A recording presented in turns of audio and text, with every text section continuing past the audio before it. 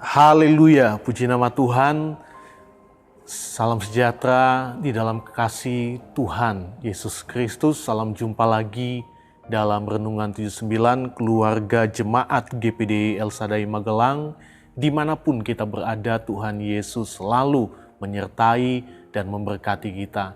Mari saat ini kita siapkan hati kita. Kita mau menikmati kebenaran firman Tuhan. Dan di dalam renungan saat ini saya beri tema pesan Tuhan untuk Moab. Kita melihat pembacaan firman Tuhan di dalam kitab Yesaya 16 ayat 13 dan sampai ayat 14. Yesaya 16 ayat 13 sampai ayat yang ke-14. Demikian firman Tuhan. Itulah firman yang diucapkan Tuhan tentang Moab pada waktu yang lalu. Maka sekarang Tuhan berfirman, dalam 3 tahun menurut masa kerja prajurit upahan, maka kemuliaan Moab serta dengan keramaiannya yang besar akan menjadi kehinaan, dan orang yang tertinggal akan sangat sedikit dan tiada berkuasa. Saya akan membaca dalam salinan firman Allah yang hidup. Dikatakan seperti ini, segala sesuatu mengenai Moab ini telah difirmankan Tuhan di masa yang lalu. Sekarang Tuhan berfirman bahwa dalam waktu 3 tahun pastilah segala kejayaan Moab akan berakhir. Mereka akan direndahkan, hanya sedikit saja orang yang masih hidup dan keadaannya lemah. Bapak, Ibu, dan saudara-saudari yang diberkati oleh Tuhan, kalau kita melihat di dalam Yesaya pasal 15 sampai pasal 16 ya, dari kitab Yesaya ini menjelaskan tentang nubuatan, pesan dari Tuhan untuk kehancuran dari bangsa Moab. Dan dikatakan dalam waktu 3 tahun, yang berarti kehancuran bangsa Moab sudah sangat dekat. Segala kejayaan Moab akan berakhir. Dan itu sudah dijelaskan oleh firman Tuhan. Moab akan dirusakkan dan dibinasakan oleh Tuhan. Dan hal itu sudah dinubuatkan oleh Nabi Yesaya di dalam Yesaya pasal 15 ayat 1 sampai ayat 9. Saya baca ayat 1, ucapan ilahi tentang Moab. Sungguh dalam suatu malam Moab sudah dirusakkan, dibinasakan.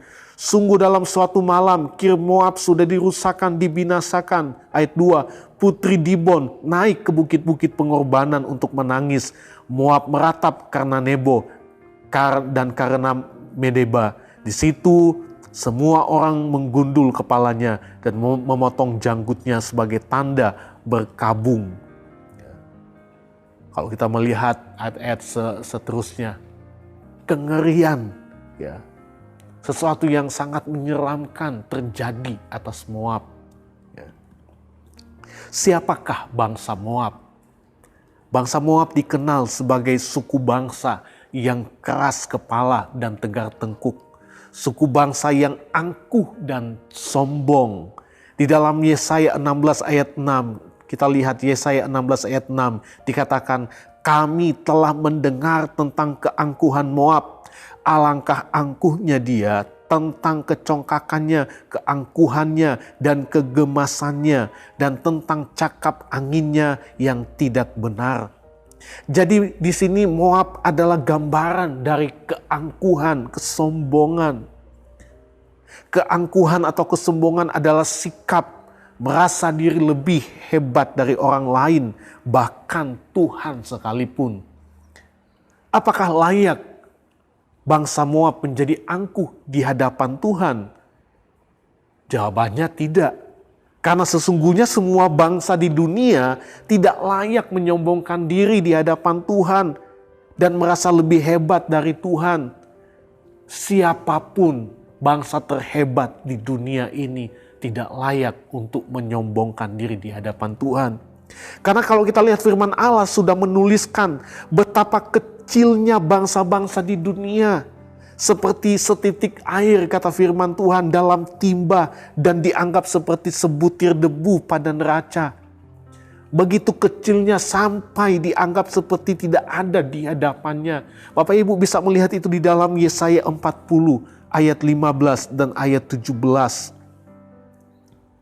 Sesungguhnya bangsa-bangsa adalah seperti setitik air dalam timba dan dianggap seperti sebutir debu pada neraca.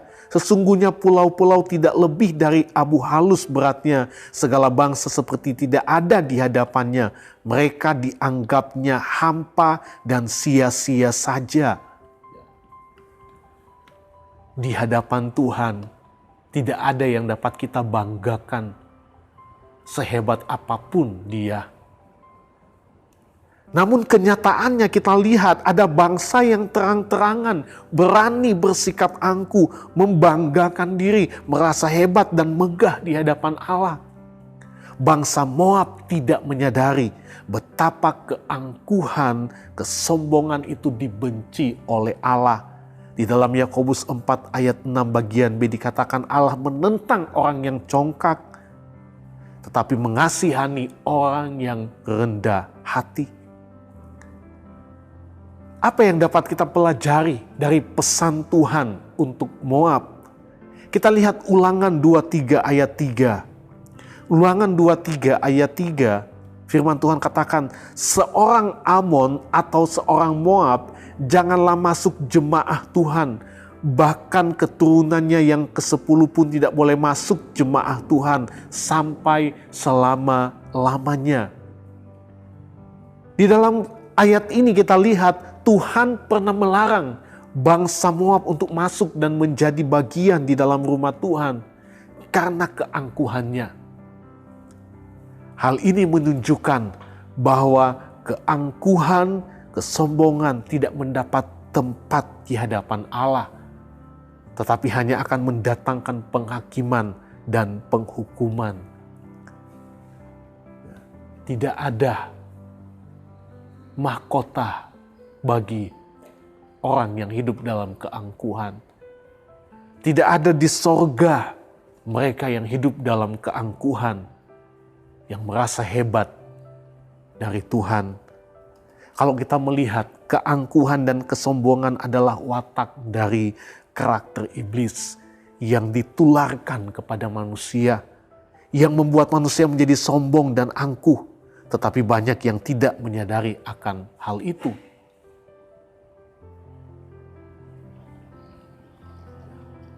Itu sebabnya kalau kita melihat iblis, siapa dia dulu? Sebelum pada akhirnya dia dibuang oleh Allah. Karena keangkuhannya, dia merasa hebat dari Tuhan. Dia ingin menyamai Sang Penciptanya. Tidak ada satu pribadi pun yang bisa menyombongkan diri di hadapan Tuhan. Dan sekali lagi, dari apa yang kita pelajari dari pesan untuk Moab, bahwa tidak ada tempat di hadapan Tuhan bagi orang yang hidup dalam keangkuhan. Itu sebabnya setiap kita sebagai jemaat Tuhan, mari kita mau hidup benar di hadapan Tuhan, membawa setiap kehidupan kita untuk terus ada di dalam Tuhan. Karena Tuhanlah yang menciptakan kita dan Dialah Tuhan yang pasti menyelamatkan kita, membawa kita kepada kehidupan kekal. Asalkan satu hal, kita hidup di dalam kerendahan hati. Karena itulah yang berkenan di hadapan Tuhan. Bapak, Ibu, dan saudara-saudari yang diberkati oleh Tuhan, pesan untuk Moab menjadi peringatan bagi kita. Karena Tuhan tidak mau umatnya terus dalam keangkuhan yang akan berakhir pada kebinasaan. Tuhan gak mau setiap umat Tuhan itu binasa. Itu sebabnya Tuhan datang menebus setiap dosa kita. Supaya apa? Supaya kita memperoleh keselamatan di dalam Tuhan. Tetapi sekali lagi saya mau katakan keangkuhan. Ini firman Tuhan, keangkuhan tidak mendapat tempat di hadapan Allah. Tuhan mau setiap kita hidup dalam kerendahan hati di hadapan Allah. Bukan hidup dalam keangkuhan, karena hanya orang yang rendah hati akan ditinggikan dan diselamatkan oleh Tuhan. Injil Matius 23 ayat 12. Dan barang siapa meninggikan diri, ia akan direndahkan. Dan barang siapa merendahkan diri, ia akan ditinggikan oleh Tuhan. Puji nama Tuhan, biarlah firman Tuhan boleh menjadi kekuatan bagi kita dan akan selalu menjadi nasihat di dalam setiap perjalanan kehidupan kita. Tuhan Yesus memberkati kita semua. Terima kasih Bapak Ibu, saudara-saudari yang diberkati Tuhan telah mengikuti Renungan 79. Kiranya dapat menjadi berkat bagi kita semua. Bagi Bapak Ibu, saudara-saudari yang ingin didoakan untuk pokok doa tertentu, menceritakan kesaksian baik mujizat kesembuhan, pemulihan masalah keluarga dan lain-lain, Bapak Ibu dapat salurkan melalui chat WhatsApp di nomor 0813-274-20088. Tuhan Yesus memberkati kita semua. Mari sama-sama kita mengakhiri renungan pada saat ini di dalam doa. Terima kasih Bapa yang baik, kami bersyukur buat kebaikan-Mu sehingga kami boleh ada sampai hari ini dan kami boleh kembali menikmati kebenaran firman-Mu. Kami percaya firman-Mu adalah kekuatan bagi kami. Kami tidak bisa hidup tanpa firman-Mu. Firman-Mu yang menasihati kami. Dan saat ini firman-Mu datang dalam kehidupan kami, menasihati kami untuk kami dapat hidup setia kepada Tuhan. Untuk kami boleh hidup berkenan di hadapan Tuhan dengan tidak ada keangkuhan, dengan tidak ada kesombongan, karena kami ini hanya ciptaan-Mu ya Tuhan.